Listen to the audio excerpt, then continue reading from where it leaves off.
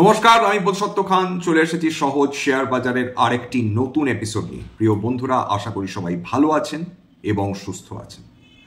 আজকের 7ই মার্চ শুক্রবার মার্কেটে সেই অর্থে মারাত্মক কোনো পরিবর্তন আসেনি। একটা সাইড ওয়াইজ মুভমেন্ট দেখা গেছে, এইটুকুনি বলা যেতে পারে। কখনো কিছুটা উপরে উঠেছে, কখনো কিছুটা নিচে নেমেছে, কিন্তু ওভারঅল একটা ভারসাম্যের মার্কেট ছিল আজকে।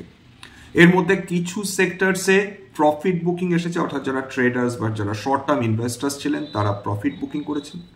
যারা দীর্ঘমেয়াদী বিনিয়োগকারী তারা অবশ্যই হয়তো বা অপরচুনিটিস খুঁজেছেন এরকম একটা মার্কেটে বিনিয়োগ করার জন্য। এফআইআইসরা 6 মার্চ অবধি কিন্তু তারা বিক্রি করে গেছেন। একটু একটু করে হয়তো বা তারা বিক্রির পরিমাণ কমাচ্ছেন বটে, কিন্তু এখনো অবধি নেট সেলের দিক থেকে এফআইআইসরা কিন্তু অবশ্যই তারা বিক্রি করে দিয়ে ভারতবর্ষ থেকে বেরিয়েছেন। উল্টো দিকে ডিআইআই যারা রয়েছেন বা ডোমেস্টিক ইনস্টিটিউশনাল ইনভেস্টার্স তারা কিন্তু নিয়মিতভাবে বিনিয়োগ করে চলেছেন। নেট পারচেজের ক্ষেত্রে মানে নেট পারচেজ কিন্তু তারা করে চলেছেন, অর্থাৎ ব্যালেন্স চলছে। একদিকে ডিআইআইসরা কিনছেন, অন্যদিকে এফআইআইসরা বিক্রি করছেন। এর মধ্যে একটা ভারসাম্যের মধ্যে আপাতত মার্কেট এসেছে। পরপর নিফটি যে 3 দিন উত্থান দেখালো, সেক্ষেত্রে একটা কথা তো অবশ্যই বলা যেতে পারে যে বিনিয়োগকারীদের কনফিডেন্স কিছুটা হলেও ফেরত এসেছে। কারণ যে হারে বিভিন্ন স্টকসগুলো নিচে নেমে যাচ্ছিল, যেভাবে স্টকসগুলোতে এতখানি কারেকশন এসেছিল, বিশেষ করে মিড ক্যাপ এবং স্মল ক্যাপে, সেখানে বিনিয়োগকারীরা হয়তো অনেকেই এতটাই আতঙ্কিত ছিলেন আর কিছুদিন এরকম পতন ঘটলে হয়তো বা তারা শেয়ার বাজার ছেড়ে দিয়েই চলে যেতেন। সৌভাগ্যবশত ঠিক সময় নিফটি, সেন্সেক্স এবং ব্রডার মার্কেট তারা ব্রেক কষে দাঁড়িয়েছে, আরও বেশি পতনের হাত থেকে মার্কেট রক্ষা পেয়েছে। এবং শুধু তাই নয়, নিফটি মিড ক্যাপ এবং বিশেষ করে নিফটি স্মল ক্যাপে যে হারে পতন হয়েছিল সেখান থেকে একটা রিবাউন্ড এসেছে।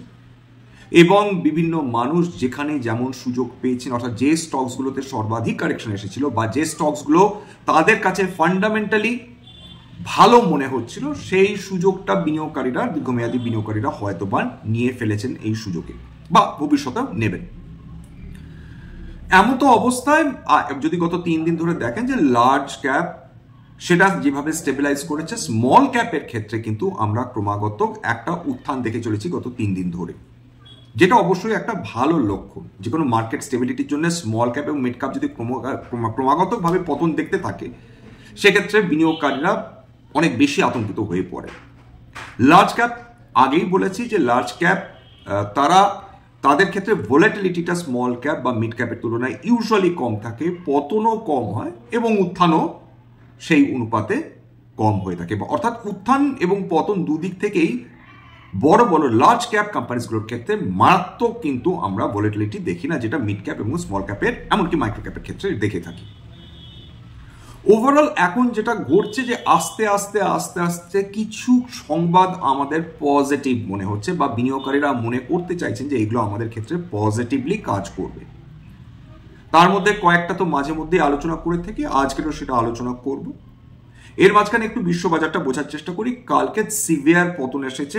ন্যাসড্যাক প্রায় 2.6% পতন, স্ট্যান্ডার্ড অ্যান্ড পুর 1.7% পতন, ডাউ জোন্সও পতনের মুখ দেখেছে। অর্থাৎ আমেরিকান যে বিভিন্ন ইন্ডাস্ট্রিজগুলো রয়েছে সেখানে ভালো পতন এসেছে। এবং আজকে যদি ইউরোপিয়ান মার্কেটসগুলো দেখেন, ইউরোপিয়ান মার্কেটসের যে মেজর ইন্ডাস্ট্রিজ ক্যাক, ড্যাক ফুডসি, সেগুলো নেগেটিভে ট্রেড করছিল লাস্ট ডেটা পাওয়া অবধি, যেখানে ড্যাক প্রায় 1.22% পতন, ক্যাক 0.6% পতন নিয়ে ট্রেড করছিল, ফুডসি 0.23%।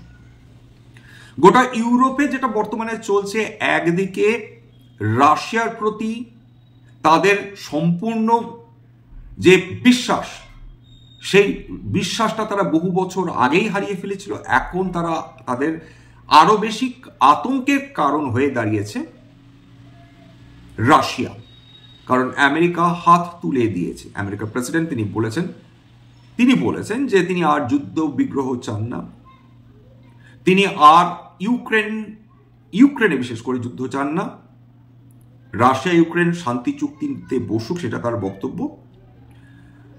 ইউক্রেনের যিনি প্রেসিডেন্ট জেলেনস্কি, তিনি সেটা অ্যাকসেপ্ট করেছেন।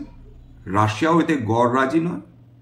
কিন্তু ইউরোপ বেঁকে পড়ে বসেছে, তার কারণ তাদের ধারণা যে রাশিয়া এই ধরনের চুক্তির ধার ধারে না। তারা ইউক্রেনে ঢুকবে এবং ইউক্রেনের যে গেটওয়ে টু ইউরোপ, তার মাধ্যমে তারা বিভিন্ন ইউরোপীয় দেশের উপর হামলা করতে পারে। এই ইউরোপীয় ইউনিয়নের আশঙ্কা, তারা একসঙ্গে তারা বসে তারা সিদ্ধান্ত নিয়েছেন যে তারা তাদেরকে অস্ত্র প্রোডাকশন বাড়াতে হবে, যেটা আগের দিনই আলোচনা করেছিলাম, এবং তাদের ডিফেন্স আরো মজবুত করতে হবে, কারণ আমেরিকা তাদের সঙ্গে থাকবে না বা পাশে থাকবে না। এটা বোধহয় বিলম্বিত বোধোদয় ইউরোপীয় ইউনিয়নের, কারণ আমেরিকা কারো পাশেই কোনোদিন থাকে না। যাই হোক, সেক্ষেত্রে তারা রাশিয়াকেও এখন শত্রু মনে করছে, আমেরিকাকেও বন্ধু মনে করছে না। এমত অবস্থায় নিজের দায়িত্ব নিজেকেই নিতে হবে, এই ভেবে তারা নিজেদের মধ্যে এখন একটা বন্ধুত্বপূর্ণ আবহাওয়ার মধ্যে দিয়ে পরস্পরের সহযোগিতা কাম্য এরকমটি চাইছে। সেটা কি হবে ভবিষ্যতের ব্যাপার। এর এফেক্ট, একটা নেগেটিভ এফেক্ট রয়েছে, একটা যেটাকে বলে নি জার্ক এফেক্ট, সেটা কিন্তু আমরা ইউরোপিয়ান মার্কেটসের মধ্যে আপাতত ভাবে দেখতে পাচ্ছি। অন্যদিকে আমেরিকার ক্ষেত্রে যেটা সমস্যা দাঁড়াচ্ছে যে আমেরিকা হয়তো বা আমেরিকান মার্কেট, তারা তো ডেফিনেটলি প্রথম ভীষণ বায়ার্ড আপ ছিল, ভীষণ উজ্জীবিত ছিল ট্রাম্প আসার পর থেকে, কিন্তু গত এক সপ্তাহ ধরে তাদের মধ্যে সেই উৎসাহ আর উদ্দীপনাটা পাওয়া যাচ্ছে না, ক্রমাগত নেমে চলেছে তাদের বিভিন্ন ইন্ডাইসেসগুলো, অর্থাৎ আমেরিকান মার্কেটে পতন চলছে। যার রেশ, বিশেষ করে ন্যাসড্যাক যেহেতু আইটি হেভি একটা ইন্ডাইস, তার রেশ কিন্তু আমাদের আইটি কোম্পানিগুলোর উপর পড়েছে। সেখানে আজকে পতন এসেছে বিভিন্ন আইটি কোম্পানিগুলোর উপর। এবার ট্রাম্পের যে পলিসি, বিশেষ করে ট্রেড পলিসি, সেটা ভীষণভাবে চেঞ্জ হয়ে চলেছে গত মোটামুটি কয়েক মাস ধরেই বলা চলে। বিশেষ করে ট্রাম্প প্রেসিডেন্ট হওয়ার পর থেকে, কয়েক মাস বলা না, কয়েকদিন ধরেই আনসার্টেন ট্রেড পলিসি এবং বাণিজ্য নীতি প্রত্যেক একদিন দুদিন অন্তর বদলে যাচ্ছে। এই যে কয়েকদিন আগে তিনি বললেন যে কানাডার উপর তিনি 25% ট্যারিফ, মেক্সিকোর 25% ট্যারিফ, চায়নার উপর 10% ট্যারিফ বসাবেন। চায়নার উপর 10% ট্যারিফ বসালেন, কানাডা এবং মেক্সিকোর উপর ট্যারিফ পোস্টপোনমেন্ট করলেন। ভালো কথা। এরপর ঠিক কয়েকদিনের মধ্যে তিনি বলেন না, এটা আমরা মার্চ থেকে ইমপ্লিমেন্ট করব।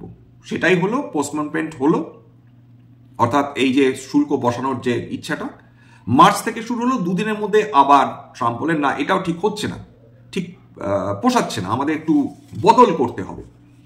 কি বদল করতে হবে? তার বক্তব্য অনুযায়ী যে আমরা যে 25% শুল্ক চাপাবার কথা বলেছিলাম কানাডা এবং মেক্সিকোর উপর, সবকিছুতে বসাবো না। নোট করুন, তিনি বলছেন যে United states Mexico Canada agreement, অর্থাৎ ইউএসএমসিএ, সেই অনুযায়ী সেই যে চুক্তি হয়ে রয়েছে তার অন্তর্গত যে এরিয়াসগুলো যেখানে এই ট্রেড এগ্রিমেন্টের মধ্যে রয়েছে সেগুলো ছাড় পাবে, বাকিগুলোর ওপর কর বসবে।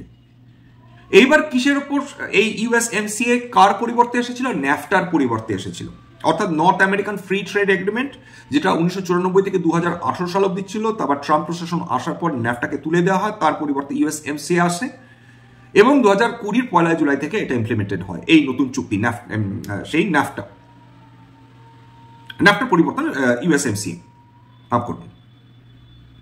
এরপর যেটা দাঁড়াচ্ছে যে এইবার চলে আসছে এই যে ইউনাইটেড স্টেটস মেক্সিকো কানাডা এই যে এগ্রিমেন্টটা, এর আন্ডারে কোন কোন এরিয়াস রয়েছে। এর মধ্যে রয়েছে অটোমেটিভ, অর্থাৎ অটোমেটিভের মধ্যে কয়েকটা এরিয়াস রয়েছে। একটা হচ্ছে যে লেবার প্রভিশন, অর্থাৎ যে দেশে প্রোডাকশন হচ্ছে তার মধ্যে অন্তত 40 থেকে 45% অটো পার্টস যারা তৈরি করবেন, যে শ্রমিকরা, তাদের অন্তত ঘন্টায় 2,500 টাকার কাছাকাছি দিতে হবে পেমেন্ট। অন্তত প্রতি ঘন্টা তারা কাজ করবেন, 2500 টাকা তাদের দিতে হবে। 1 2 নম্বর হচ্ছে যে যা এই অটো অ্যান্সিলারিজ গুলো তৈরি হবে বিভিন্ন কোম্পানির দ্বারা, সেগুলো নির্দিষ্ট দেশের অন্তত 75% তৈরি হতে হবে, যেটা আগে ছিল 62.5% ন্যাফটার আন্ডারে। এবং তার ফলে সেখানে কিন্তু ট্যারিফ বসবে না যদি 75% এই ধরনের অটো অ্যান্সিলারি সেই নির্দিষ্ট দেশে তৈরি হয়। সুতরাং কালকের যখন অটোমেটিভের ওপর থেকে বললেন যে আমরা ট্যারিফ পোস্টপোন করছি, খুব স্বাভাবিকভাবে বিভিন্ন অটোমোটিভ কোম্পানিগুলো তারা জেগে উঠেছিল। 2 নম্বর হচ্ছে ডেয়ারি মার্কেট। অনেকদিন ধরে আমেরিকার বিশেষ করে যারা চাষি, তাদের বক্তব্য ছিল যে আমরা কানাডার মার্কেট ঢুকতে পারছি না, আমাদের কানাডা মার্কেটে ঢুকতে দেওয়া হোক। তার ফলে সেখানে 3.6% মার্কেট ছেড়ে দিয়েছিল কানাডা, বিশেষ করে ইউএস যারা চাষি বা যারা দুধ উৎপাদন করেন তাদের জন্য। সেটা এক্সাম্পট। এছাড়া লেবার এনভায়রনমেন্টাল যে বিভিন্ন স্ট্যান্ডার্ডস রয়েছে সেটা এক্সেম্পট, ইন্টেলেকচুয়াল প্রপার্টি সেটা exempt, digital trade, e commerce, data localisation, বিশেষ করে সফটওয়্যার ভিডিওস, এইগুলো কিছু কিছু ক্ষেত্রে এক্সেম্পট। এছাড়া কিছু কিছু সানসেট ক্লজেস রয়েছে, সের মধ্যে ডিটেলস আর যাচ্ছে। এইবার এই যে প্রত্যেক মুহূর্তে ট্রাম্পের যে এই আনসার্টেনটি, ট্রাম্প একবার এগোচ্ছেন দুপা পিছোচ্ছেন, একবার এগোচ্ছেন দুপা এগোচ্ছেন, তার ফলে গোটা বিশ্ব বাজার ঠিক বুঝে উঠতে পারছে না ট্রাম্প চাইছেনটা কি। তিনি কি এই ধরনের চাপ তৈরি করে পরে একটা সমঝোতার মানে মাধ্যমে তিনি ট্যারিফটা হয়তো কম করবেন, কিন্তু ট্যারিফটা কম করিয়ে ছাড়বেন।